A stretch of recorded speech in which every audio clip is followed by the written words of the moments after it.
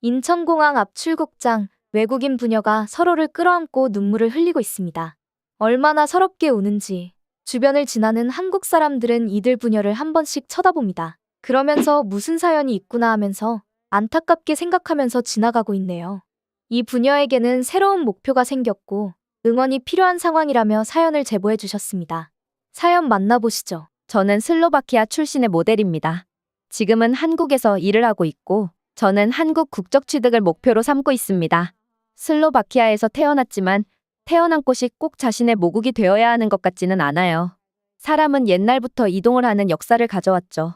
저도 그런 의미에서 한국으로의 완전한 이주를 생각하고 있어요. 너무 심오한 이야기에서 죄송해요. 그만큼 제 의지가 확고하다는 말씀을 드리고 싶어서랍니다. 제 어릴 때 이야기를 조금 해드리고 싶은데요. 제가 어릴 때 어머니는 질병으로 돌아가셨고, 저는 아버지 밑에서 자랐습니다. 형제도 없고 외동딸이죠. 아버지는 저를 키우시기 위해 밖에서 트럭을 운전하시며 열심히 일하셨지만, 트럭 일의 특성상 새벽에 나갔다가 다음날 저녁이 되어서 들어오시는 경우도 많았습니다. 물류의 흐름에 따라 아버지도 몸이 따라가셔야 했기 때문에 본인 마음대로 출퇴근 시간 조절이 쉽지 않으셨죠. 아버지도 저와 시간을 많이 보내고 싶어 하셨지만 어머니가 투병을 하시느라 병원비 빚도 많이 졌고요. 빚을 갚느라 일을 줄일 수는 없는 상황이었고 아버지께서 저를 위해서 열심히 일하시는 것도 알기 때문에 아버지가 안 들어오시는 날이 있어도 섭섭해하지 않았어요. 그저 조금 다른 집들보다 가족끼리 보낼 시간이 적고 비록 어머니가 안 계시지만 아버지가 정상적인 직업을 가지고 계시고 아버지가 몸 건강히 지내시는 것 하나로 저는 기쁘게 생각했습니다. 그래서 외로움이 밀려오거나 힘든 일이 있을 때에도 굳게 마음을 먹었던 어린 시절이었습니다. 집에서 혼자 시간을 보내야 하는 일이 많았고 형제자매도 없었기 때문에 심심한 날들이 많았습니다. 그래도 저는 TV를 보면서 저의 심심함과 무료함을 달랬죠. 제가 관심 있는 분야는 따로 있었는데요. 패션쇼 모델들이 되어가는 미국의 예능 프로그램을 보면서 시간을 보냈습니다. 저는 나중에 모델이 되는 게 꿈이었어요. 집에서 혼자 포즈도 취해보고 워킹 연습도 해보고요. 그런 것들을 하면 시간이 잘 갔고 그게 유일한 취미였습니다. 누구보다도 평범하게 학창 시절을 보냈고 고등학교 졸업 후에 동네 사진관에 가서 모델 일을 위한 포트폴리오 사진을 촬영해서 그것을 들고 모델 소속사들에 모델이 되고 싶다고 지원서를 넣고 다녔죠. 하지만 저는 유럽에서 인기 있는 모델의 특징인 강렬하고 섹시한 느낌의 얼굴이 아니었어요. 동글동글하고 조금은 어려 보이는 모습의 얼굴이었죠. 이게 한국에서는 선호되는 스타일의 얼굴이라는 것을 나중에 알았지만 그때는 전혀 몰랐습니다. 저를 모델로 쓰겠다고 하는 곳은 거의 없었어요. 어쩌다가 쇼핑몰에서 피팅 모델로 단발성 촬영하는 게 제 유일한 돈벌이 수단이었죠. 모델 일을 포기하고 공장으로 취직을 해야 하나 고민이 많았습니다. 앞으로 6개월간 모델이 되기 위한 노력을 하고 실패한다면 공장으로 취직해야겠다고 마음먹었습니다. 그렇게 모델 소속사들을 찾아다니던 중 한 모델 소속사에서 제 얼굴은 유럽에서는 살아남기 쉽지 않을 텐데 한국이나 일본 쪽으로 알아보는 게 어떻냐는 말을 들은 적이 있었습니다. 마침 한국 브랜드에서 자기들 브랜드 소속 전문 모델을 구하고 있으니까 거기 지원해보라며 한국에서 종종 동유럽 쪽에 이런 채용 공고를 올리는데 지금이 기회라고 알려주었죠. 저는 그런 꿀팁을 듣고 한국 회사가 모집하는 모델 일에 지원했습니다. 그리고 기대했던 것과 달리 최종 합격했습니다. 저는 기뻤지만 한편으로는 고민이 되었습니다. 왜냐하면 한국으로 가는 게 조건이었는데 집에 혼자 계신 아버지가 마음에 걸렸습니다. 아버지께 말씀드리고 어떻게 하는 게 좋겠냐며 아버지의 의견을 여쭈어 보았습니다. 아버지는 제가 공장에서 일하는 것보다 하고 싶었던 모델 일을 하는 게 좋겠다고 말씀하셨고 한국에서 혹시 실패하고 돌아오더라도 그때 여기서 공장 취업을 해도 늦지 않으니 제가 한국에 가서 도전을 하는 모습을 보고 싶다고 하셨죠. 사실 아버지는 저한테 한국에 가라고 말씀하실 줄은 알고 있었습니다.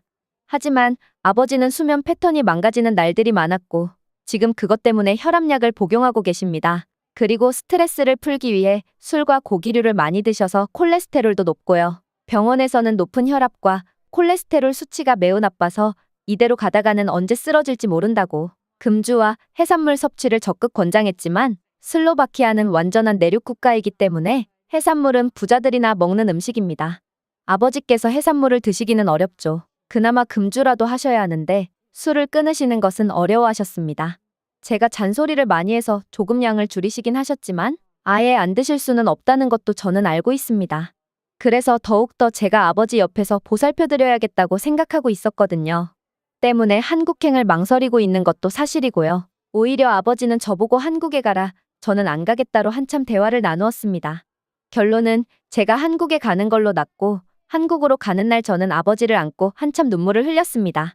모델 일을 해보고 잘 풀리지 않는다면 미련 없이 돌아오겠다고 아버지와 약속도 했습니다.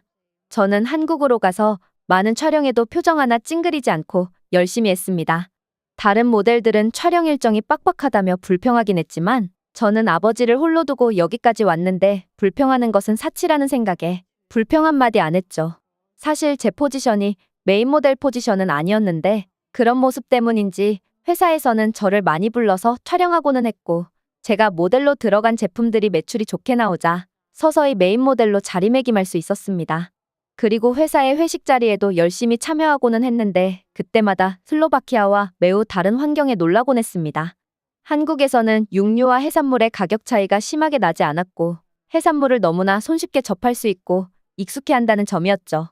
그런 회식 자리를 할 때마다 슬로바키아에 계신 아버지가 생각나서 몰래 눈물을 훔쳤던 적도 있습니다. 이 해산물을 그대로 포장해서 아버지께 가져다 드리고 싶은 마음도 한가득이었죠. 저는 한국의 회사에서 열심히 생활했고 1년 단위 연장 계약이던 조건도 회사에서는 무기한 계약으로 바꿔주셨습니다. 이런 조건 변경은 저에게 아주 큰 희망이 되었습니다. 이렇게 되니 한국 생활이 안정된 느낌을 받았고 아버지를 한번 모셔오기로 마음먹었습니다. 아버지는 건강상 이유를 들며 트럭 일을 잠시 쉬시고 한국에 오셨습니다. 거진 1년 만에 본 아버지는 그동안 머리도 더 하얘지셨고 수염도 하얘지셨죠. 연로해지신 아버지의 모습을 보자마자 눈물이 났습니다. 아버지와의 반가운 재회를 하고 저는 아버지가 한국에 계시는 동안이라도 해산물을 실컷 드시게 해드리고 싶었습니다. 하루도 안 꺼르고 매일 해산물을 사드렸어요. 고등어 구이부터 해서 해물탕, 매기탕, 매운탕, 갈치구이, 조기구이 등등 온갖 해산물을 다 사드렸습니다. 아버지도 매일같이 해산물을 너무나 잘 드셨고 고기보다 맛있다며 좋아하시더군요. 저는 아버지께서 이렇게 해산물을 좋아하시는 줄은 몰랐습니다. 한국에 계시면서 정말 안 드셔본 해산물이 없으실 거예요. 그러면서 한국에 있는 동안 술도 못 드시게 했습니다.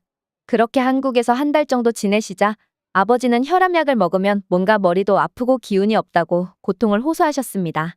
저는 놀라서 당장 주변에 있는 내과로 아버지를 모시고 갔죠. 의사 선생님과 만나서 진료를 받았고 저는 놀라운 이야기를 들었습니다. 아버지께서 기존에 드시고 계시던 혈압약을 반으로 줄여도 될 것 같다고 하셨습니다. 의사 선생님께서는 여러 가지 요인이 있을 수 있다며 금주를 하신 것과 혈압 개선에 좋은 해산물을 많이 드신 것 그리고 수면 패턴이 일정하게 바뀌었다는 것들 때문에 아버지의 혈압이 개선된 것 같다며 이런 패턴을 유지하시면 나중에는 더 상태가 좋아지실 것이라며 지금과 같은 패턴을 유지하기 위해 노력하라고 하셨습니다. 전문적인 설명에 저는 한 번에 이해됐죠. 저는 이때부터 목표가 생겼습니다.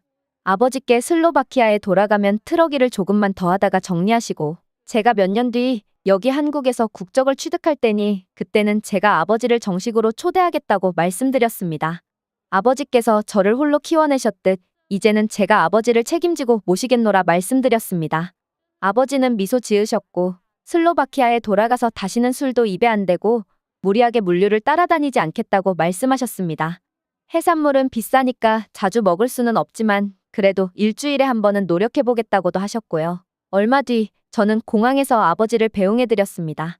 지금 가시면 앞으로 몇 년간 뵙지 못할 테니까요. 슬로바키아에서 떠나올 때보다 더 많은 눈물을 흘렸고 한참을 공항에서 아버지를 안아드렸습니다.